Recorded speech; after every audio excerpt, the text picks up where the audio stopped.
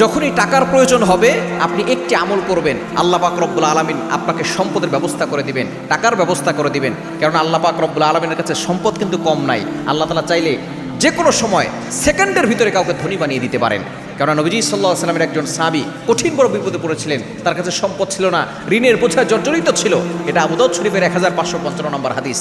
নবীজি সাল্লাল্লাহু আলাইহি ওয়াসাল্লাম একবার দেখেন মসজিদে নববীর পাশে তিনি হেঁটে যাচ্ছিলেন, তিনি দেখেন মসজিদ নববীর ভিতরে আবু উমামা রাদিয়াল্লাহু তাআলা আনহু বসে আছেন। নবীজি সাল্লাল্লাহু আলাইহি ওয়াসাল্লাম জিজ্ঞেস করলেন, ইয়া আবা উমামা, হে আবু উমামা, এখন তো নামাজের সময় না, এখন কেন নামাজ পড়ো? আবু উমামা রাদিয়াল্লাহু তাআলা আনহু ডাক দিয়ে বলেন, ইয়া রাসূলুল্লাহ, ইয়া হাবিবাল্লাহ, আমি কঠিন বড় বিপদে পড়েছি, ঋণের বোঝায় জর্জরিত এবং আমার কাছে সম্পদ নাই, অভাবের ভিতরে পড়ে গেছি। এজন্য আমি আল্লাহর কাছে হাজির হয়ে আল্লাহর কাছে দোয়া করছি। নবী সাল্লাল্লাহু আলাইহি ওয়াসাল্লাম বলে, তোমাকে একটা দোয়া শিক্ষা দিব না? এই দোয়ার আমল যদি তুমি করতে পারো, তোমার সম্পদের অভাব হবে না, তোমার ঋণ মুক্ত হয়ে যাবে, আল্লাহ তাআলা ঋণের ব্যবস্থা করে দিবেন। নবী সাল্লাল্লাহু আলাইহি ওয়াসাল্লাম আমল শিখিয়ে দিয়েছেন, সে আমল করেছে। কিছুদিন পরে নবীজির কাছে হাদিয়া নিয়ে এসেছে, ইয়া রাসূলুল্লাহ, ইয়া হাবিবাল্লাহ, আপনি যে আমল বলেছেন, আমল দ্বারা আল্লাহ তাআলা আমাকে সম্পদ দিয়েছেন এবং আপনার জন্য হাদিয়া নিয়ে আসছে।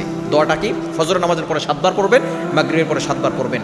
আল্লাহুম্মা ইন্নী আউযু বিকা মিনাল হাম্মি ওয়াল হাযান ওয়া আউযু বিকা মিনাল আজাজি ওয়াল কাসাল ওয়া আউযু বিকা মিনাল জুবনি ওয়াল বুখলি ওয়া আউযু বিকা মিন গলাবাতিদ দাইন ওয়া কাহরির রিজাল। এই ছোট্ট দোয়াটা আপনি ফজরের পরে 7 বার পড়বেন, মাগরিবের পরে 7 বার পড়বেন, আল্লাহ তাআলা আপনাকে সম্পদের মালিক বানিয়ে দিবেন।